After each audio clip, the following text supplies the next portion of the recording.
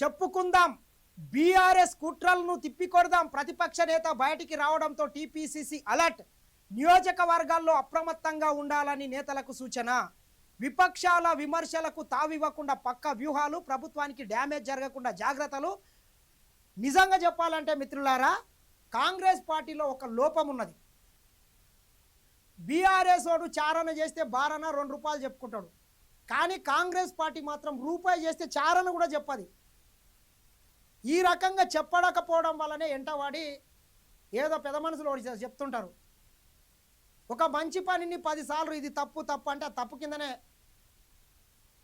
భావిస్తారంట. అట్లా చేసినటువంటి మంచి పనిని ప్రజెంటేషన్ చెప్పుకోవడంలో కాంగ్రెస్ పార్టీ ఎంటబడ్డదని మాత్రం చెప్పొచ్చు. దీన్నంతా ఈ పీసీసీ కావచ్చు, ఈ సోషల్ మీడియా ఇదంతా చెప్పుకోవాల్సినటువంటి బాధ్యత ఉంటుంది. చాలామంది కాంగ్రెస్ నాయకులు ఏదో ఇంకా పాత కాలం చెల్లినటువంటి రాజకీయాలు చేస్తుంటారు, మోతేపారు చేస్తుంటారు. ఆ రకంగా కాదు. ప్రభుత్వం మీద ఎవడన్నా నిరాధారమైనటువంటి ఆరోపణలు చేస్తే తొక్కి నారదీయాల్సినటువంటి అవసరం ఉంటుంది. వాటికి ఎంబడే బుద్ధి చెప్పాల్సినటువంటి అవసరం ఉంటుంది. ఈరోజు ఉన్నటువంటి సోషల్ మీడియా ప్లాట్ఫారాల మీద వాళ్ళని ఎండగట్టాల్సినటువంటి అవసరం ఉంటుంది. ఆ రకంగా చేయలే కానీ చేయరు కాంగ్రెస్ పార్టీలకు మోతేపారు ఎక్క. ఈ మోతేపారి వల్లనే ప్రభుత్వం మంచి మంచి కార్యక్రమాలను చేసి కూడా ఈరోజు చెప్పుకోలేకపోతున్నది.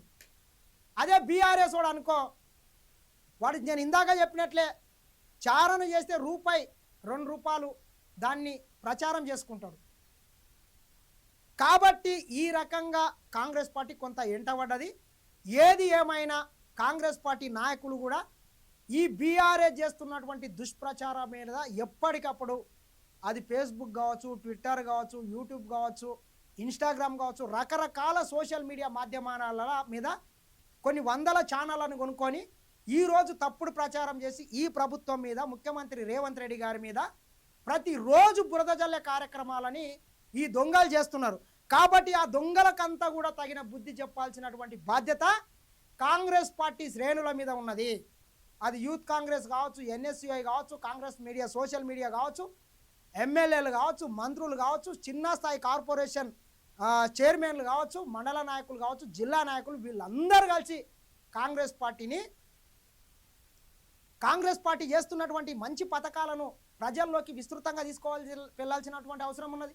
మనం చూసినాం గతంలో ఎన్నడూ లేని విధంగా దేశ చరిత్రలో మొట్టమొదటిసారిగా 2 లక్షల లోపు ఉన్నటువంటి ప్రతి రైతుకు 21,000 కోట్లతోని రుణమాఫీ చేసినటువంటి ఘనత కాంగ్రెస్ పార్టీది.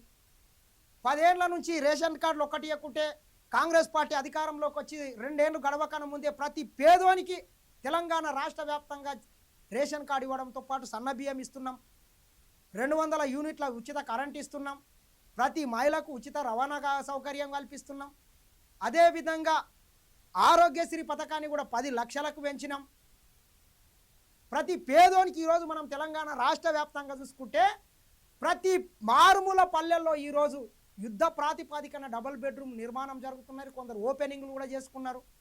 ఇట్లా చెప్పుకుంటూ పోతే కాంగ్రెస్ పార్టీ గత ప్రభుత్వం ప్రవేశపెట్టినటువంటి కొన్ని పథకాలను కొనసాగించుకుంటూనే అదనంగా అనేక కార్యక్రమాలను ఈరోజు కాంగ్రెస్ పార్టీ చేపడుతున్నది. వీటన్నిటిని విస్తృతంగా ప్రజల్లోకి తీసుకెళ్లడంలో మాత్రము కాంగ్రెస్ పార్టీ శ్రేణులు కొంత ఫెయిల్ అవుతున్నారని మాత్రం చెప్పొచ్చు. వాడు ఏం చేసిండని చెప్పి ఆ రకంగా ప్రచారం చేసుకుంటున్నారు టీఆర్ఎస్ వాళ్ళు. ఏం రేవంత్ రెడ్డి కూడా కేసీఆర్ లాగా ఫామ్ హౌస్లో పోయి బొక్కబోర్లు ఏం అనుకోవట్లేదు కదా. 24 గంటలు ప్రజలకు అందుబాటులో ఉంటున్నాడు.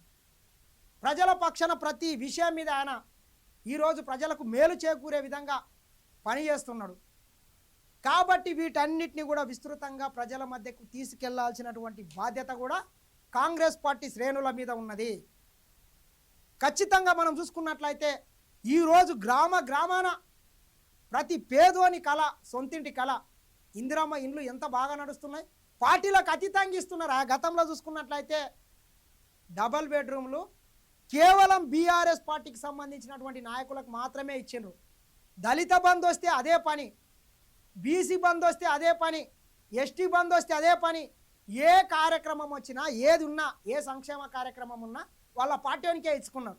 కానీ ఈరోజు పార్టీలకు, కులాలకు, మతాలకు అతీతంగా ఈరోజు కాంగ్రెస్ పార్టీ పథకాలను అందిస్తున్నది. దాని గురించి ఒక్కడు మాట్లాడడు. కాబట్టి ఖచ్చితంగా ఎవడు అవునన్నా కాదన్నా కాంగ్రెస్ పార్టీ చేస్తున్నటువంటి ప్రతి మంచి పనిని ప్రజల్లోకి విస్తృతంగా తీసుకెళ్లాల్సినటువంటి అవసరం ఉన్నది.